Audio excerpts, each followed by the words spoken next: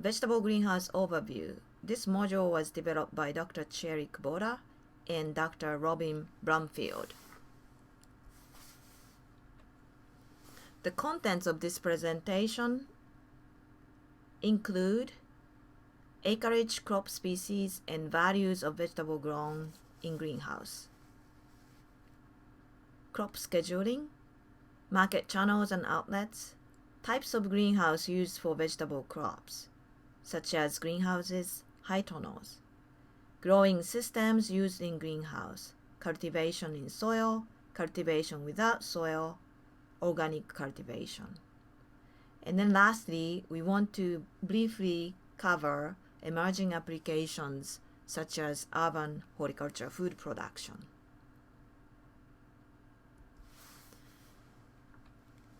So as you all know, open field production is a major means of vegetable production in the US. We have a few pictures presenting these production. Upper left is melon production in Arizona. This is a scene of harvesting melons in a field. Lower left is a baby spinach production also in Arizona. And upper right is a bell pepper production in Florida. This is also the scene of harvesting. And lower right is the strawberry production in California. To success in open field production, key technologies include irrigation, fertilization, weed management, pest and disease control. And production is, as you know, largely affected by weather conditions and unexpected weather, such as too much rain or too little rain or too high temperature or too low temperature. That kind of unexpected weather or prolonged incidents of unexpected weather could cause a significant damage to the crop production in open fields.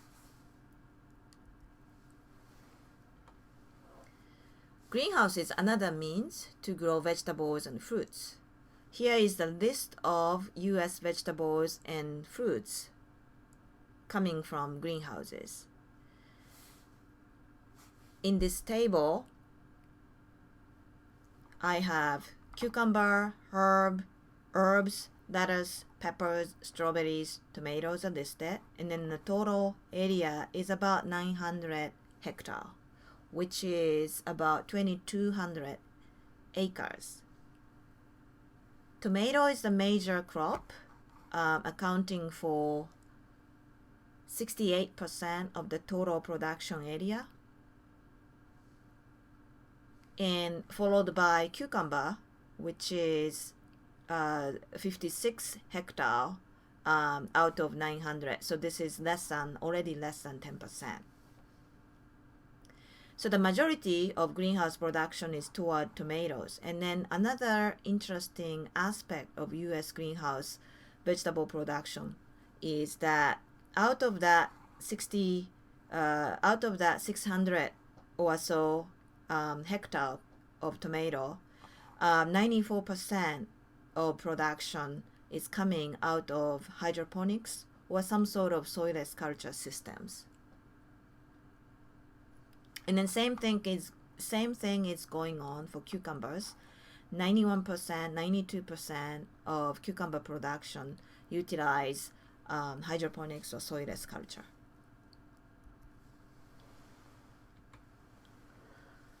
Let's talk about crop production schedule. This is an example of lettuce leaf or leafy lettuce harvest in greenhouse compared to open field. So greenhouse, if you have appropriate technology and appropriate systems, you can technically harvest every week throughout the year. We call year-round production. And in open fields, productions are pretty much limited. For example, Arizona and southern desert California, the production is pretty much toward mid-winter and the beginning of the winter. On the other hand, Central Coast California, the production is spring, summer, and fall. But by combining those multiple production areas, shipper or growers can produce and ship lettuce crop throughout the year, But if you are greenhouse, you can produce lettuce crop year round. And lower table here is showing actual greenhouse area used for lettuce crop, which is 27 hectare, which is a lot lower than open field production. But productivity of the greenhouse is many more than open field because you can create so many crops, so many production cycles from the same surface area of greenhouse.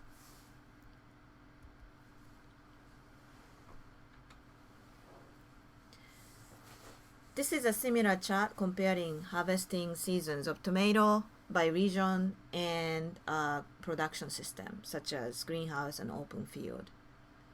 This chart includes Mexico and Canada in addition to US, as they take significant role in US fresh tomato market. Just like you saw in the lettuce chart in the previous slide, production seasons of open field are different for different regions. For example, Florida production starts in October all the way to June versus California on top of the table starting May to November. So by combining those, shippers or growers can produce tomatoes year-round or distribute tomatoes year-round.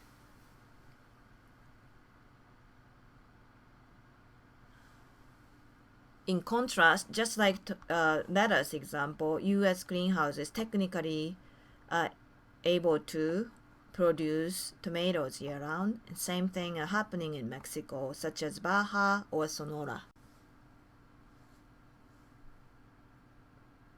So earlier in this presentation, you learned that tomato accounts for largest area of greenhouse production in the U.S.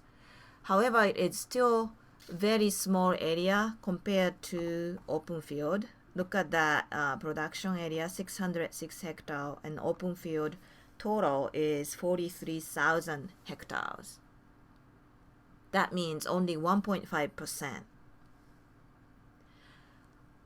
However, if you take a look at production, the ratio, so the greenhouse productivity is about 20% of what open field do as a total.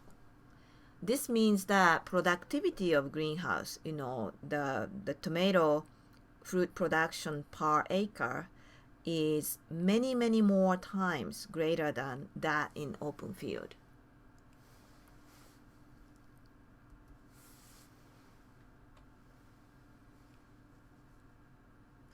So is greenhouse such a minority in U.S. agriculture? Or what is the status of greenhouse in U.S. agriculture?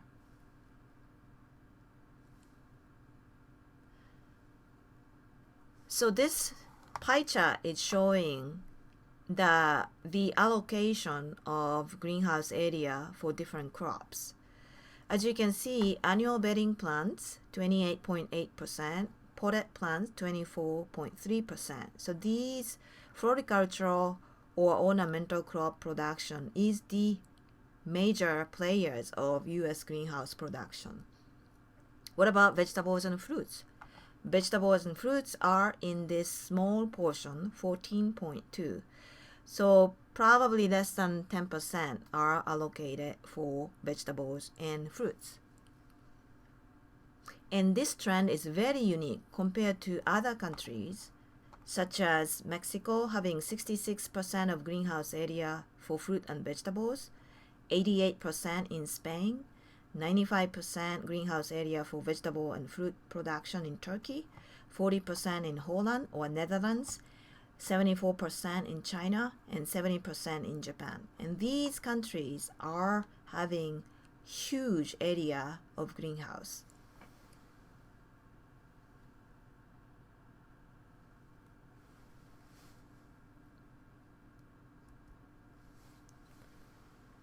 So where you can find greenhouse produce? If you go to retail stores, supermarkets, you can find greenhouse tomato for sure.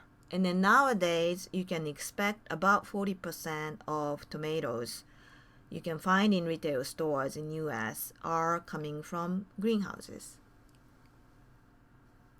This ratio is actually much higher than actual production ratio of greenhouse versus open field. This is because retail stores generally prefer greenhouse products over open field products whenever available, mainly because of the high quality and then also consistent quality of the products. Small growers' market channels are community support agriculture or farmers market or restaurants or local retails. In both cases, either you are a large enterprise or small grower, the trend is that direct marketing to maximize the revenue return to the grower.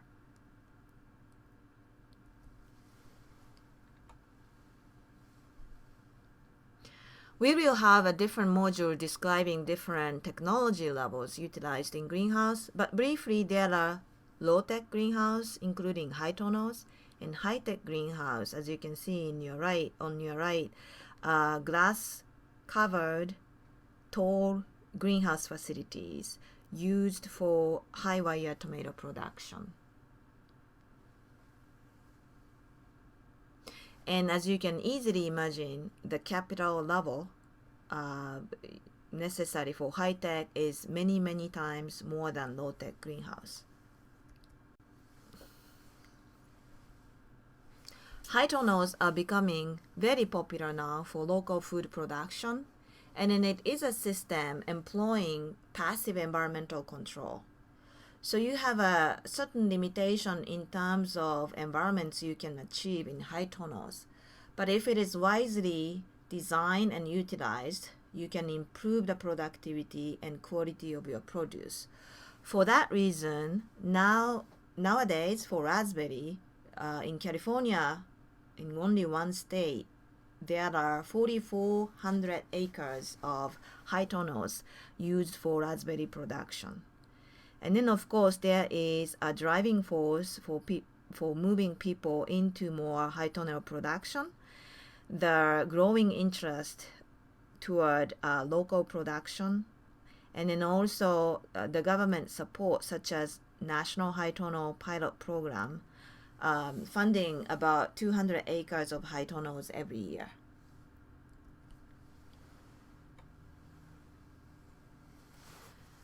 In one of the previous slides, you learned that significant portion of greenhouse crop production is actually hydroponics or substrate culture.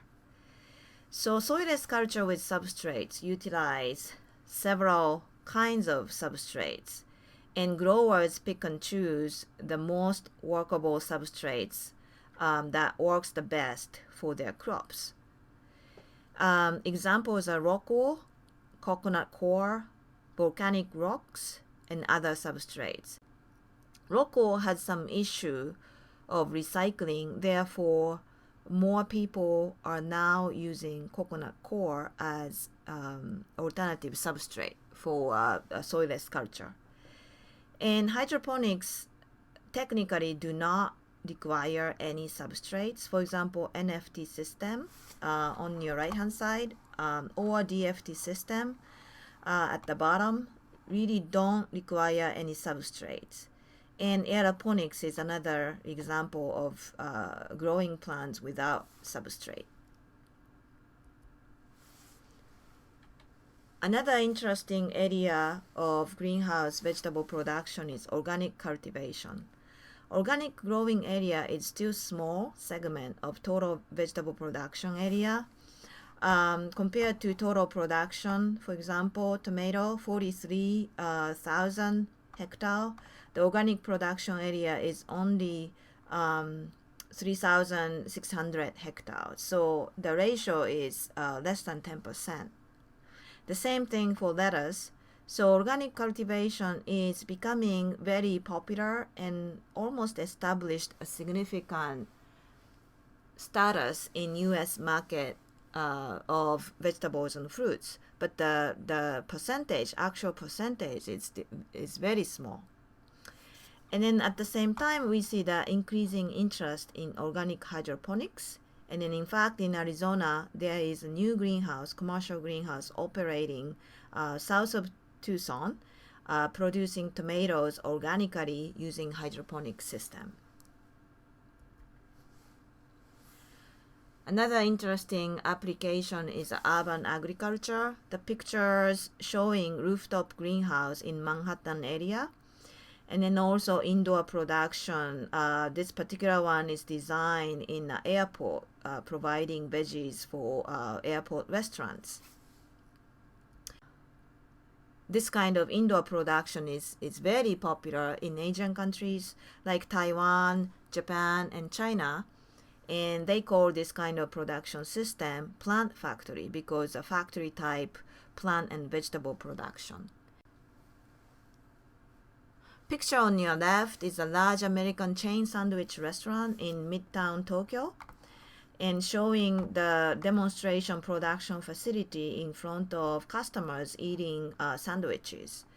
And then right hand side is a commercial production of lettuce. I think this production facility is capable to produce thousands of heads per day. And there are similar projects going on in US also. And the uniqueness of this type of production is that anyone can utilize this technology because its production system is pretty much standardized. And then also you can grow veggies anywhere, anytime. This niche production sector may develop further in the future.